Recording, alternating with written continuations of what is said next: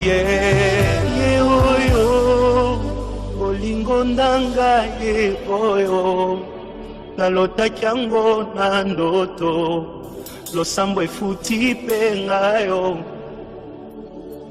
ye oyo kobomba esili ye oyo ata bambonge ye oyo elamba yango oyo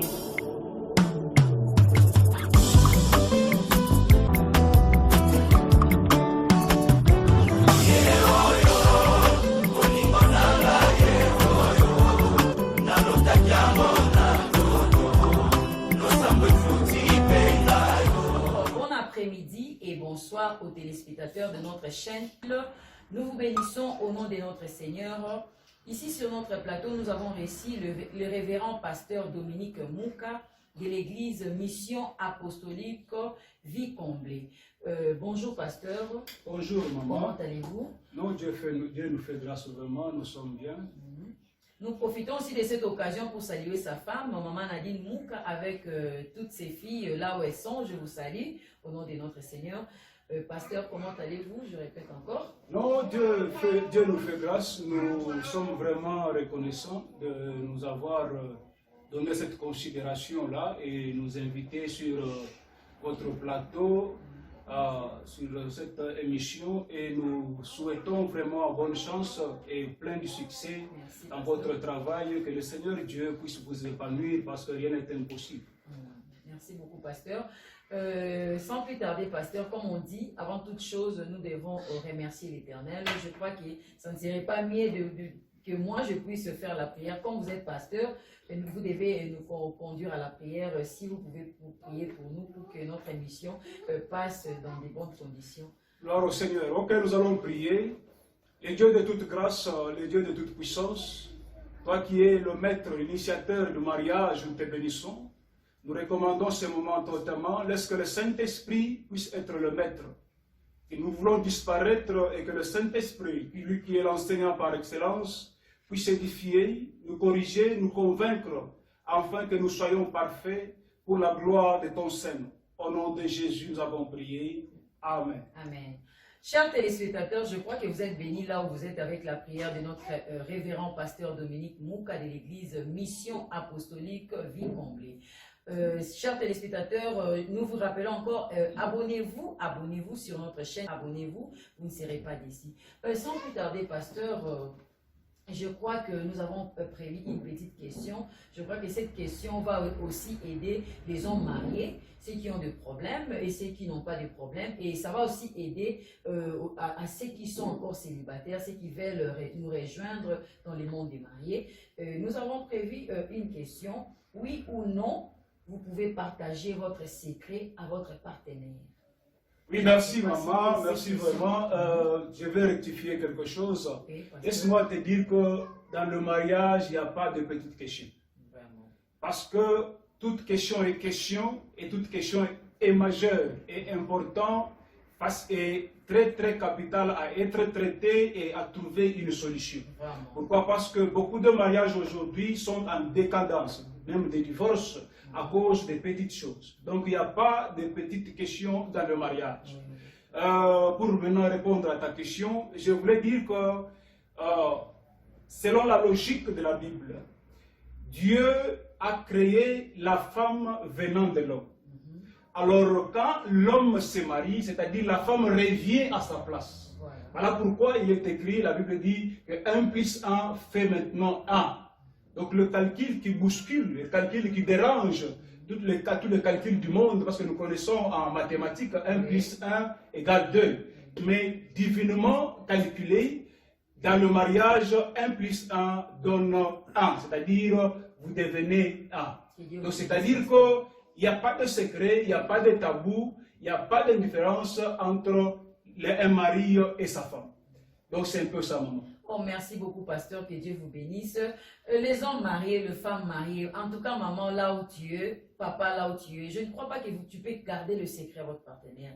Je vois, il y a beaucoup d'hommes, il y a beaucoup de femmes qui ont des biens matériels, qui ont des enfants, mais ils n'aiment pas partager leurs secrets avec leurs partenaires. Mais puis après, lorsqu'ils vivent dans le mariage, vous allez voir des problèmes qui surviennent parce que Ils n'ont pas eu l'amour de partager avec leur partenaire. Ce n'est pas bien. Là où vous êtes, partagez vos secrets. Même si ces secrets, ça va déranger votre partenaire, ça serait mieux de partager parce que lorsqu'on garde et que ça se dévoile après, il y aura toujours des problèmes. En tout cas, merci, pasteur. Mais je crois que cette question n'est pas seulement une question. Il y a aussi des sous-questions. Ok. Il y a des sous-questions. Je pense que... Pourquoi vous devez partager votre secret? Gloire au Seigneur. Que Dieu vous bénisse pour cette question. Le pourquoi. Le pourquoi a toujours été très important parce que tout est appelé à être dévoilé. Amen. Le pourquoi est très important parce que tout est appelé à être exposé. Oui. Pourquoi? Parce que quand vous partagez un même lit, vous devenez un. Vous devez, dans le mariage, avoir une vision. Oui. Alors, pour que la vision réussisse, oui, il faut que tout soit étalé. Il faut que tout soit sur la table pour savoir maintenant où on va commencer et notre vision, accomplir notre vision et comment on va procéder et par où on va passer et là où on va arriver. Alors maintenant, quand je parle d'une vision, ce n'est pas seulement de projet. Oui. La vision, c'est-à-dire faire grandir votre foyer, c'est une vision.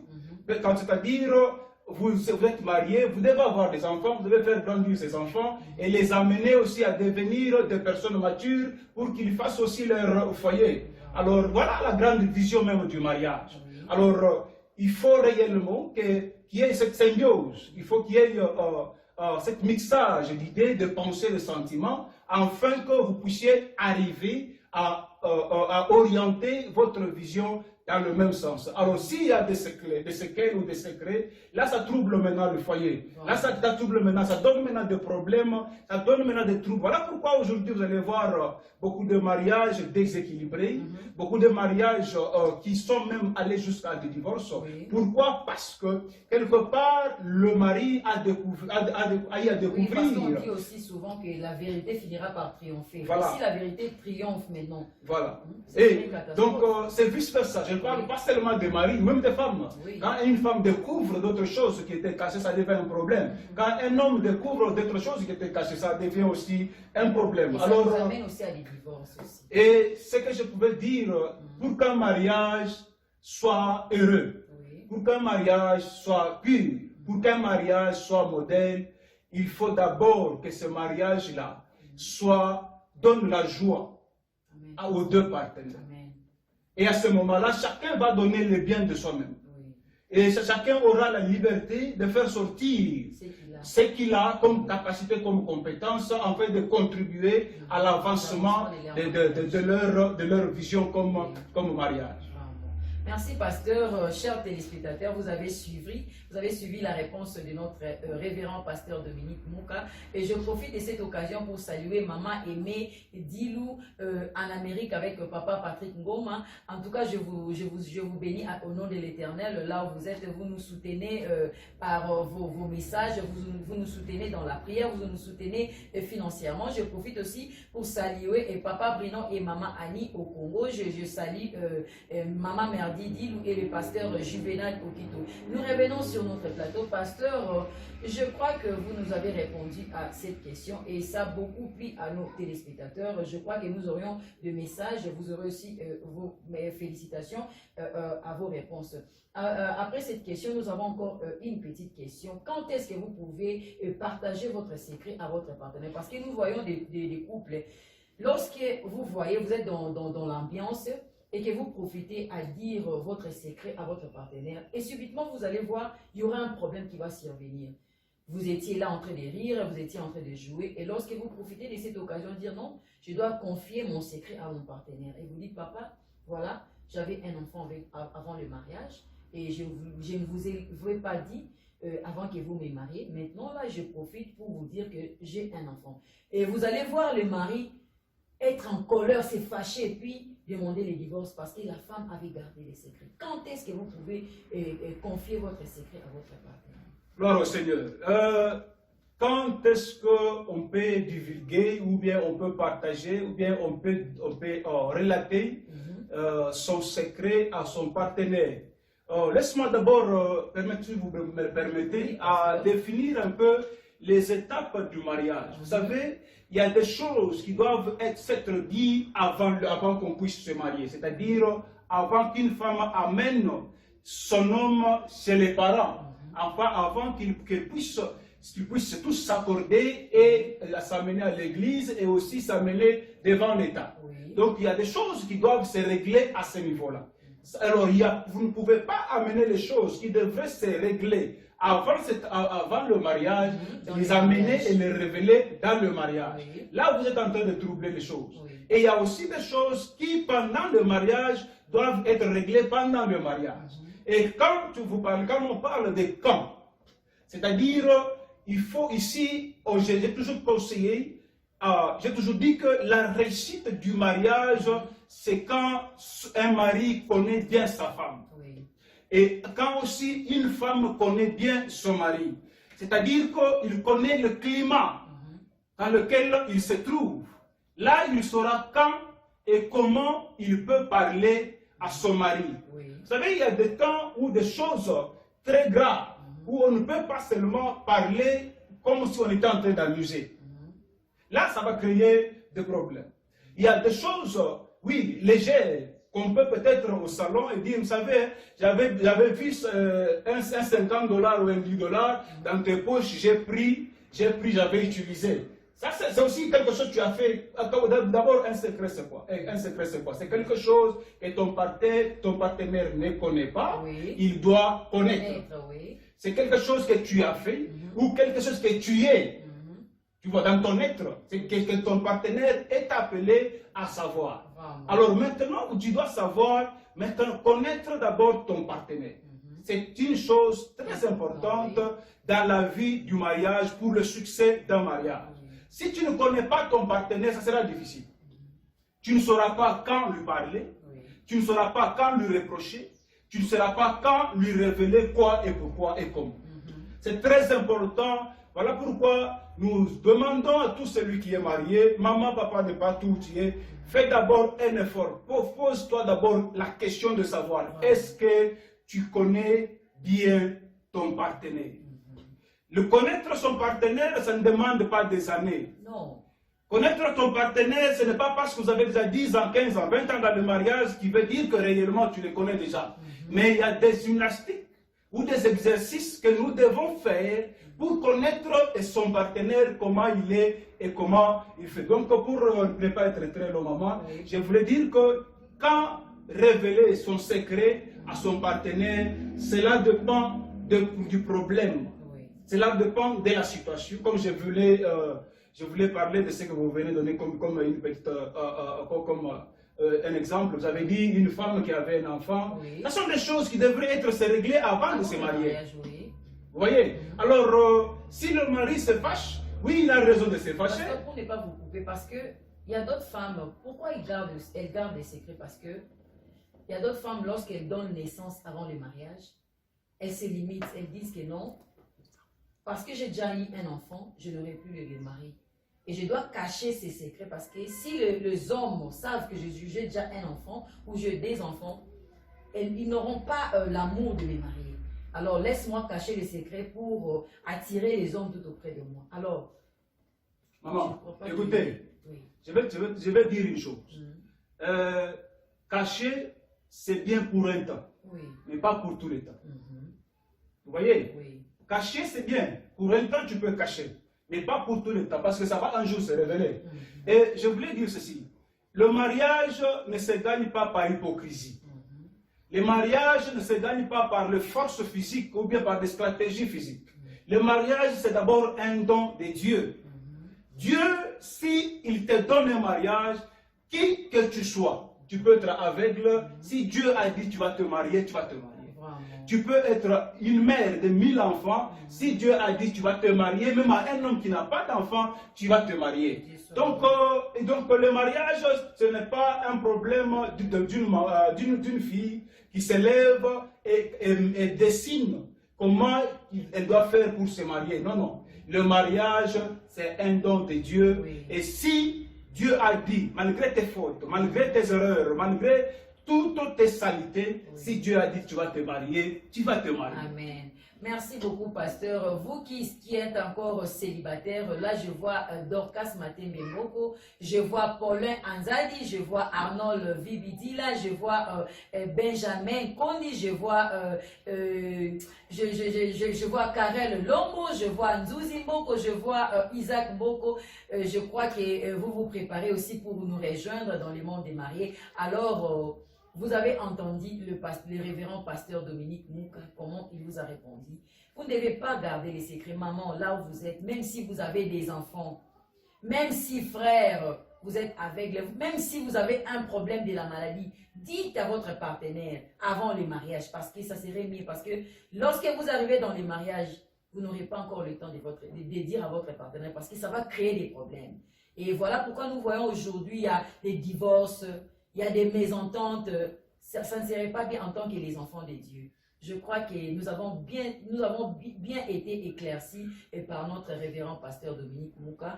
Et nous revenons encore ici sur notre plateau. Aujourd'hui, pasteur, je crois que nous allons vraiment vous déranger. Nous sommes là pour édifier le peuple de Dieu. Nous sommes là pour instruire le peuple de Dieu. Une autre question.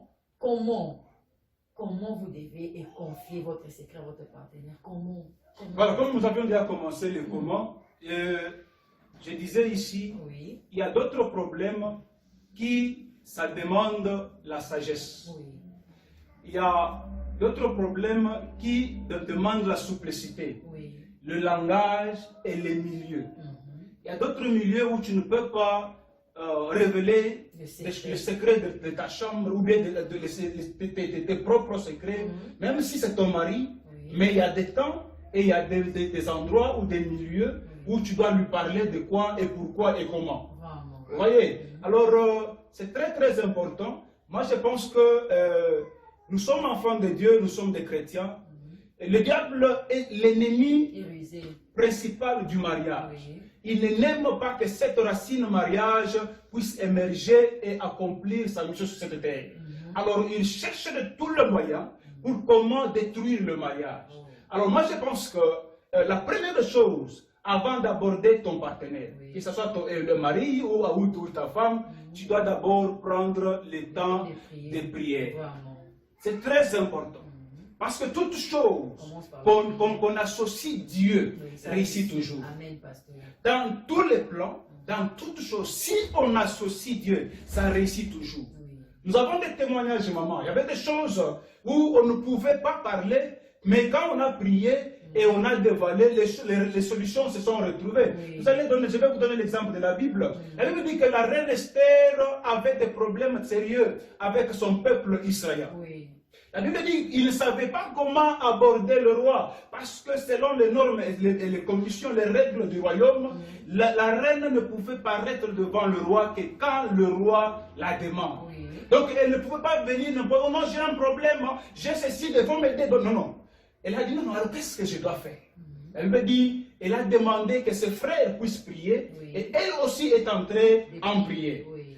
Après sa prière, la Bible dit qu'elle s'est revêtue de vêtements royaux et elle s'est présentée devant le roi sans pour autant être demandée. Donc pour dire que les gardiens du roi pouvaient la chasser. Oui, on pouvait même la tuer. On pouvait la faire du mal.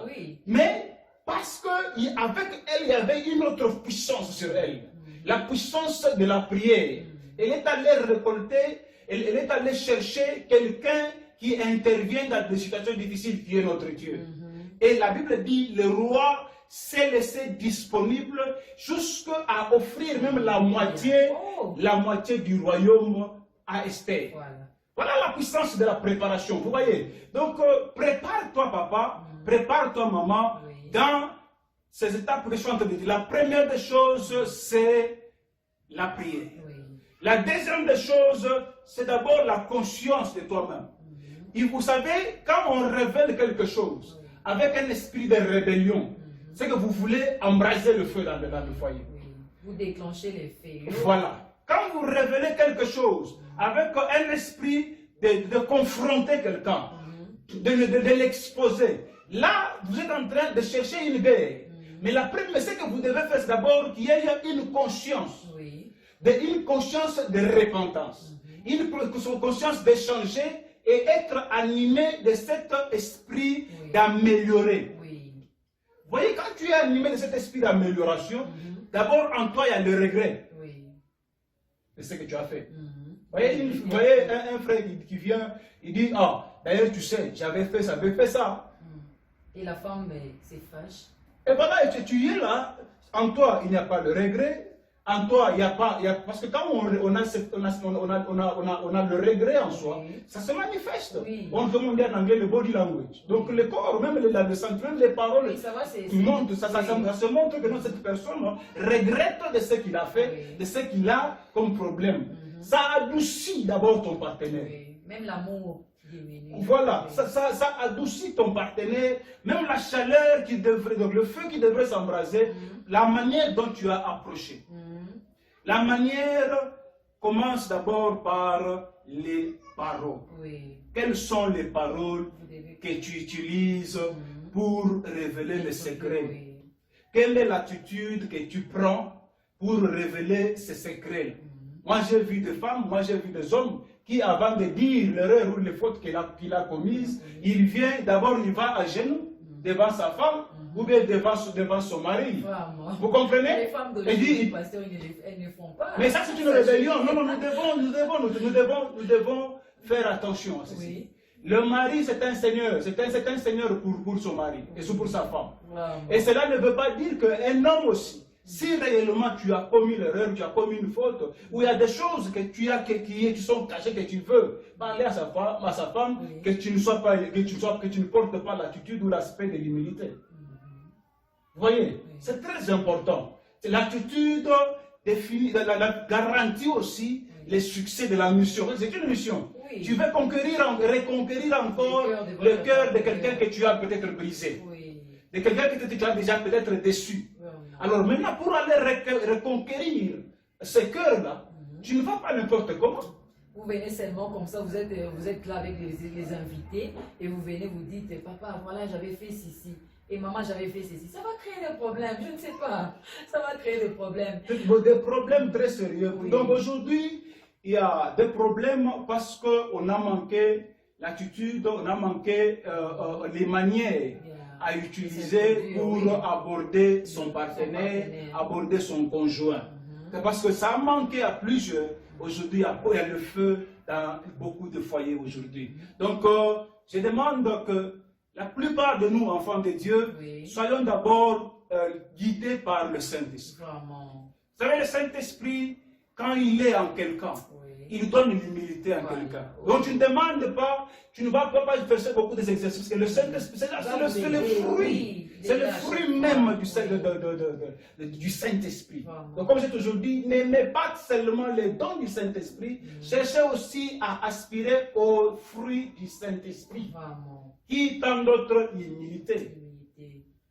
Voilà. Parce que tu ne peux pas révéler quelque chose à quelqu'un parce que si tu n'as pas l'esprit de repentance et si tu n'as pas l'esprit d'humilité. Voilà, chers téléspectateurs, je crois que le révérend pasteur Dominique Mouka nous a déjà répondu pour le oui. Et nous avons encore, parce que notre question, si vous l'avez entendu, c'est oui ou non. Oui ou non, nous devons confier ou bien dévoiler le secret à notre partenaire. Il nous a déjà répondu pour le oui. Je crois que, pasteur Dominique, je crois que vous nous avez déjà répondu pour le oui. Et pourquoi le non? Maman, laisse-moi te dire une chose.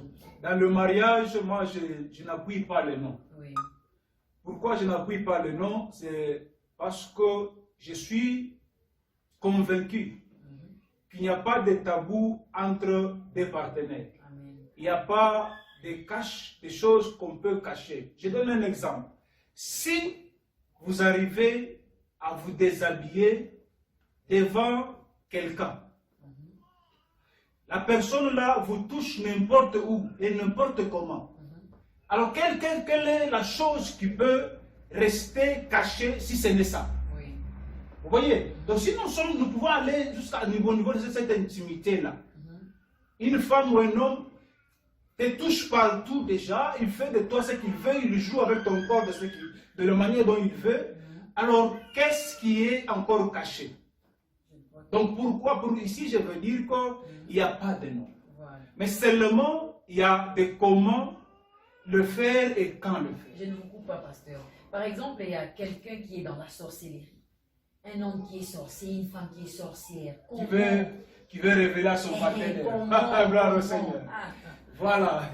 Écoutez, mes frères et sœurs, la Bible dit, vous connaîtrez la vérité et la vérité vous affranchira. Amen. Si le peuple de Dieu périt, c'est par manque de connaissance. Cette connaissance, c'est cette vérité qui va affranchir beaucoup de couples aujourd'hui. La sorcellerie, maman, ce n'est pas la fin du monde.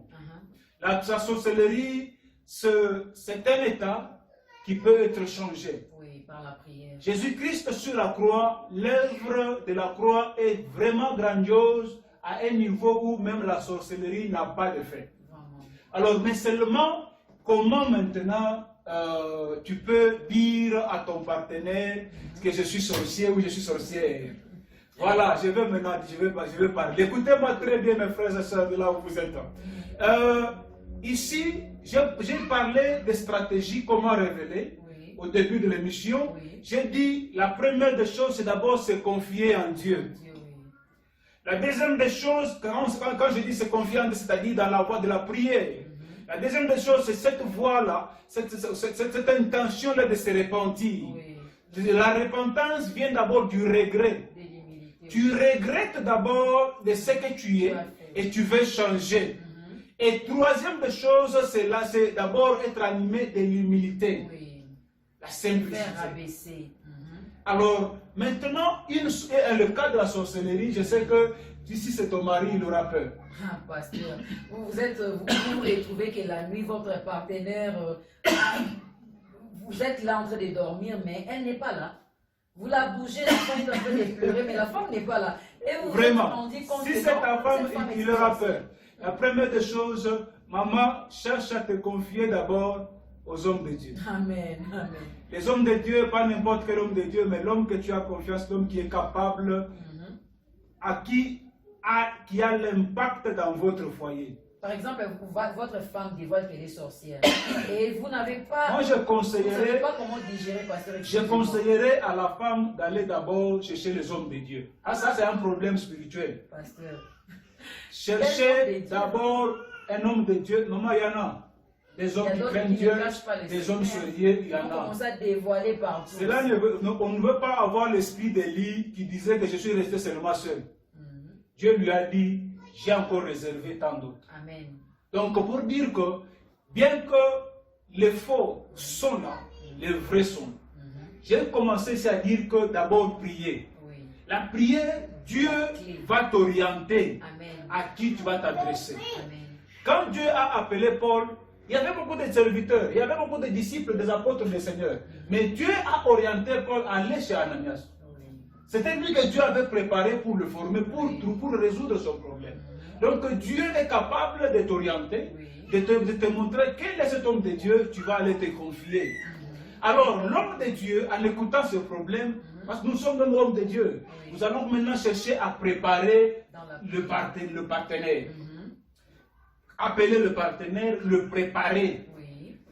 Quand on dit préparer, c'est-à-dire lui parler de la Bible, les choses de comment Dieu peut délivrer quelqu'un, en sens en général, avant qu'on nous dise que c'est ta femme qu'on sort, comment Dieu peut délivrer quelqu'un, comment Dieu peut changer la situation, comment tout ça. Et quand nous sommes maintenant conscients, prêts que l'enfant, que le mari ou la femme est maintenant préparé, il est prêt ou il est prêt, là maintenant, nous vont dire maintenant, le problème ici c'est ta femme. Nous avons remarqué 1, 2, 3, 4, c'est ta femme est dans cet état-là de la sorcellerie.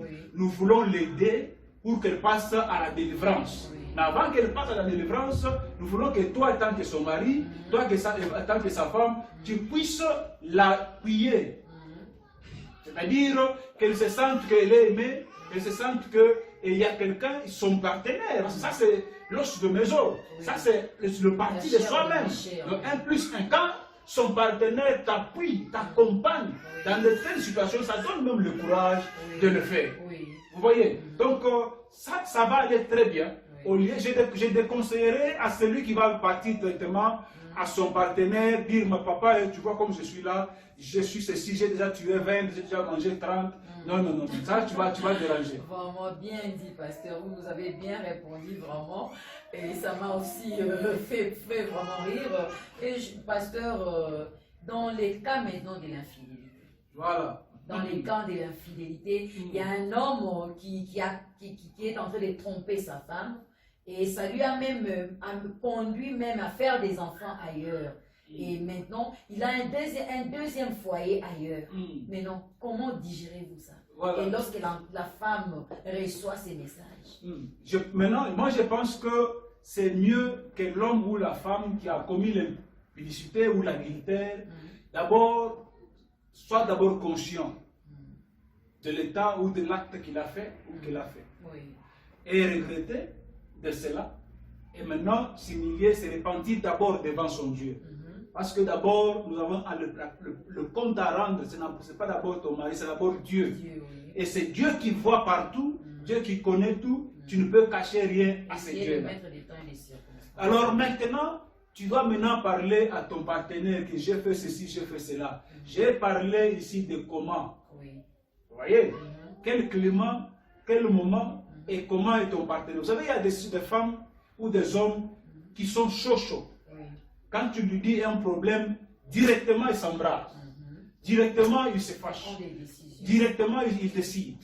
Mais il y a aussi des hommes ou des femmes qui, quand tu l'exposes, tu lui dis ton problème, il reste d'abord, il t'entend jusqu'à la fin et il prend le temps de raisonner. Alors il faut savoir, ton mari ou ta femme, quel genre de personne il est ou elle est. Très important. Alors si tu connais que ton mari, c'est quelqu'un qui est de sang chaud, il faut savoir comment procéder. Alors, moi je pense que, vous savez que cette histoire de quoi? De l'adultère, de l'infidélité, la Bible permet même le divorce. La Bible dit tu peux, si tu peux pardonner, oui, tu peux pardonner ou tu peux divorcer. C'est le seul endroit où le seul aspect que la Bible donne le choix. Tu peux ou tu ne peux pas. Maintenant, toi tu as besoin de ton mari. Tu as besoin de ta femme. Tu as besoin de le récupérer. Alors il faut maintenant, là-bas maintenant que le Saint-Esprit puisse intervenir, il faut que la sagesse et l'intelligence puissent intervenir. Voilà pourquoi moi je donne toujours la valeur aux hommes de Dieu. Hommes de Dieu, de partout vous êtes, jouez votre rôle. Soyez réellement des hommes de Dieu qui savent garder d'abord le secret et qui savent compatir. Parce que ce n'est pas un sujet de moquerie quand quelqu'un vient se repentir à toi. Ce n'est pas un sujet de dégrâce quand quelqu'un vient s'ouvrir à toi. Il t'a d'abord considéré, il t'a d'abord donné cette estime-là, cette valeur-là. Alors vous devez aussi le rendre en retour. Vous devez l'aider. Alors papa, si tu as une femme qui peut comprendre normalement, cherche un climat, arrange un temps normal et parle avec l'esprit de regret, allez avec l'esprit d'humilité. Même offrir des cadeaux aussi, je crois que... Oui, tout ce qui peut faire que ça puisse rabaisser le cœur de son mari ou de sa femme.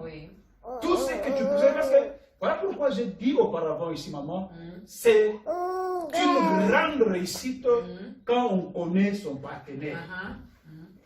Beaucoup de mariages aujourd'hui échouent. Pourquoi? Parce que je ne connaissais pas mon partenaire. Parce que je ne connaissais pas. Vous avez fait 20 ans, mais tu ne le connais pas. Tu n'as pas fourni des efforts pour le connaître. Comment il agit, comment il réagit. Les agissements et les réagissements. Tu comprends? Comment il est, quelle attitude il est. Tout ça c'est très important. Il est de quel genre de caractère? Très important. En tout cas, merci beaucoup pour le révérend pasteur Dominique Mouka pour ces réponses. En tout cas, ça va vraiment aider à beaucoup de couples. Ça va vraiment beaucoup aider à des couples. Et nous avons encore une autre question. Quel est vraiment le danger? Quel est vraiment le danger? Excusez-nous, chers téléspectateurs, je crois que Notre révérend pasteur a un petit problème avec la gorge. Oui, ça va. Oui, je venais de prêcher quelque part, Oui. on a fait la délivrance, Oui. alors la voix est vraiment partie. Oui, Mais excusez-moi on pour ça. s'efforce parce que c'est l'œuvre de Dieu, on ne peut pas. Oui, on c'est fait pas autrement. facile, oui. Merci beaucoup. Je crois que j'ai encore une autre question. Quel est vraiment les dangers? Y a-t-il un danger de partager le secret à votre partenaire? Regardez, Il y a de garder un secret à votre partenaire, excusez-moi. Y a-t-il un danger de garder un secret? là on ne se pose même pas de questions, maman. C'est un danger que tu es en train d'élever, de faire grandir quelque chose qui va te donner des conséquences regrettables plus tard. Oui, oui, oui. Tu comprends? Mhm. C'est très important. Tu n'es pas obligé, tu n'es pas obligé à garder le secret continuellement. Tu dois révéler. Pourquoi? Parce que d'abord, en gardant la chose en toi-même, tu es en train de te punir. Oui, oui. Tu n'es plus à l'aise. Tu es en train de, tu vas commencer à te culpabiliser. Tu Vous vas êtes encombré de beaucoup de choses dans votre cœur. Vous avez vraiment beaucoup de tu choses. n'as pas la paix. Vous n'aurez pas la paix. Tu n'as pas la paix en toi-même. Alors, avec quelqu'un, mais vous avez des problèmes en vous. Alors, tu vas même commencer à avoir peur de la personne, Oui. de ses agissements. Oui. Pourquoi? De peur, est-ce qu'il connaît? Et peut-être il connaît. Parce que s'il agit comme ça, tu commences à soupçonner ce qu'il connaît, il ne connaît pas. Tu vois, tu n'es plus à l'aise. Oui. Alors, tu es appelé à vivre dans la paix. Oui. Tu es appelé à vivre la paix d'abord avec toi-même. Donc, c'est un danger pour toi-même d'abord. Oui. Ça va te ronger, ça va te détruire. Toi-même, premièrement. Voilà. Deuxièmement, c'est un danger parce que quand il aura découvert, maman, papa, maman, la Bible, en français on dit il faut t'avouer et ta moitié pardonner. Oui, voilà. Mais maintenant il faut te connaître en train d'apprendre par ailleurs. Par votre ami, par exemple. En Et cours de votre route. femme, là, je la vois avec... En cours de route. Donc d'une manière là, tu ne sais pas. Tu es en train de faire quoi? Oui. Ça, vous voyez que c'est un grand danger qu'on est en train de cultiver quand on se décide de garder continuellement un secret en soi. Voilà. Merci beaucoup, pasteur, maman, papa, là où vous êtes. Mes chers frères, Bino Bozalakana hypocrisie. Vous êtes là, vous avez vraiment de l'orgueil. Pour dire à votre femme, pour demander pardon à votre femme, pour chercher de l'ambiance dans votre maison, c'est difficile. Vous êtes arrogant, maman. Vous n'avez pas l'humilité, non, en tant qu'enfant de Dieu. Vous avez entendu comment le révérend pasteur Dominique Mouka nous a répondu. Il faut être dans la prière, il faut prier, il faut associer Dieu. Il faut demander le Saint-Esprit de nous guider. En tout cas, vraiment, ça m'a vraiment édifié cette question et à la réponse de notre révérend pasteur Dominique Mouka. Je crois que moi aussi, je suis mariée et je profite de cette occasion pour saluer mon mari, le pasteur Luc Kassongo de l'église Heavenly Citizen Church. Je vous salue chérie, là où vous êtes. Nous revenons encore sur ce plateau. Je crois que, pasteur, nous avons fini à nos questions. Et nous avons eu vraiment la joie de vous recevoir dans notre plateau et vous avez bien répondu. Je crois qu'un jour nous serions invités dans votre église Mission Apostolique. Je crois que je n'ai pas encore, oublié Vie comblée. Merci beaucoup, pasteur. Je crois que nous arrivons à la fin de notre émission. Je crois que j'ai aussi des salutations à faire si cela ne vous dérange pas. Je profite de cette occasion pour saluer ma tante en Grande-Bretagne, tante Adolonianga. Je vous salue avec votre mari. Je salue toute votre famille. Je salue aussi Nadine Nzouzi avec son époux, Papa Litras. Je vous salue là où vous êtes. Je salue tous mes amis et connaissances. Je salue Jonathan Sidani au Congo. Je salue Grace Poiti. Je salue Marie-Lou Samba. Je salue Arisma Foula. Je salue Belinda Toko, je salue aussi, c'est dont j'ai oublié les noms, et je crois qu'à la prochaine occasion, vous aurez aussi vraiment la joie de recevoir vos noms. Pasteur, je crois que nous sommes presque arrivés à la fin, je ne sais pas qu'est-ce que vous avez prévu comme mot de la fin. Oui. Bon, je pense que dans ce domaine de mariage, voilà, dans ce domaine de mariage, il n'y a pas un mot de la fin. Pourquoi? Parce que les mariages, on apprend chaque jour. Les mariages, on améliore chaque jour. Les mariages, dans le mariage, on corrige chaque jour. Donc, ici, ce thème qui est très très capital, qui est à la base de beaucoup de troubles, beaucoup de difficultés. C'est un thème qui vous a été inspiré par Dieu, que Dieu vous bénisse. Je prie que le Saint-Esprit continue encore à vous inspirer davantage et que vous ayez de l'avant. Alors, ce que je pouvais dire, comme vous venez de le dire au mot de la fin, je voulais dire à quelqu'un, si tu ne connais pas l'importance du mariage, tu n'auras pas l'esprit de réparer. Suivez-moi très bien. Si tu ne connais pas la valeur du mariage, tu n'auras pas l'esprit de réparer. Pourquoi je parle de réparation? Parce que réparation, c'est-à-dire, on veut faire mieux. Et réparation veut dire, on veut aller de l'avant, on veut réussir dans ce qu'on veut faire, on veut éviter l'échec. Réunir tous les tools pour qu'on puisse réussir dans son mariage. Alors, le secret, c'est un domaine à éviter. Si, quelque part, j'interpelle quelqu'un du profond de ton cœur, si quelque part, tu sais qu'il y a quelque chose que tu es en train de faire en coulisses, que ton mari, que ta femme ne connaît pas, d'abord tu dois te repentir si réellement tu connais la valeur et l'importance du mariage. Amen. Et encore si tu crains Dieu, lui qui est l'initiateur du mariage. Vous savez, on fait d'autres choses, pas à cause de son partenaire, mais à cause de Dieu qui a initié le mariage. Oui, à cause de sa crainte. Voilà. Très, très important. Donc, tu dois éviter ces choses, maman. Tu dois éviter ces choses, papa, pour que la paix, la cohésion, l'unité règne continuellement. Pas pour un temps, continuellement. La Bible dit que personne ne sait pas. Oui, la Bible dit que c'est seulement la mort qui sépare. Alors, pour qu'il y ait une continuité de cette paix, de cette joie dans le mariage, nous devons réellement faire quoi? Nous devons chercher à vivre open, comme on dit en anglais.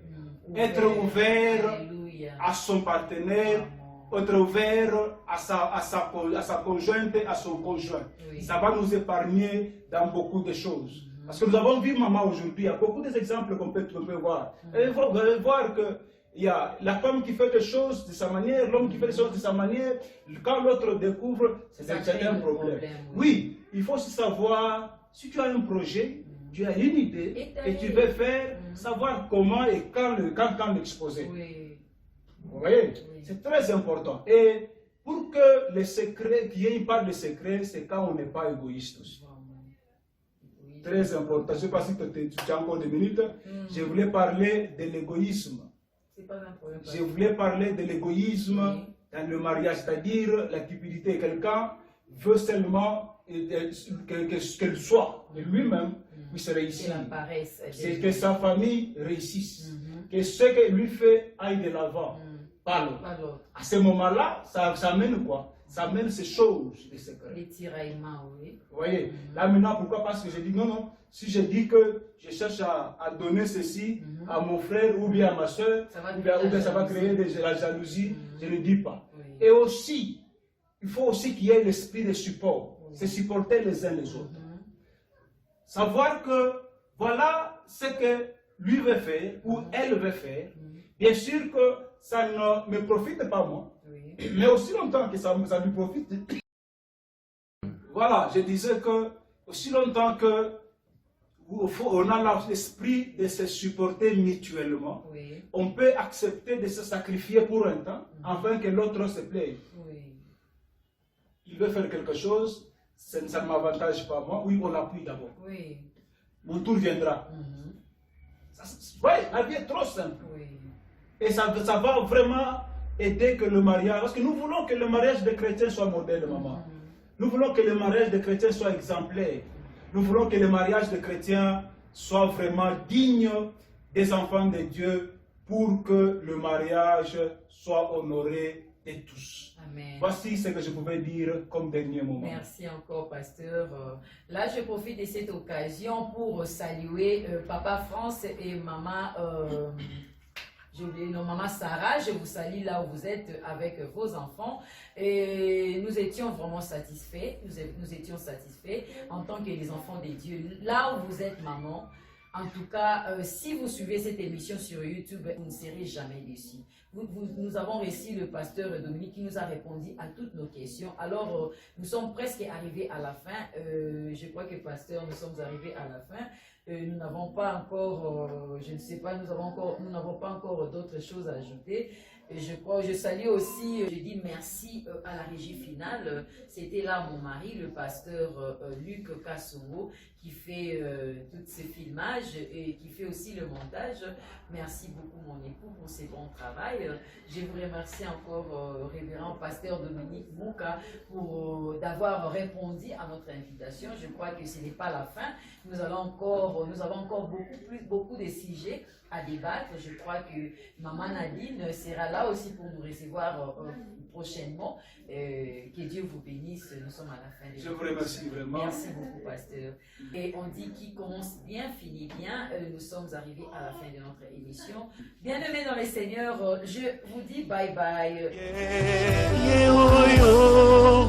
Olingo ndanga ye oyo nalotaki yango na ndoto losambo efuti mpe ngayo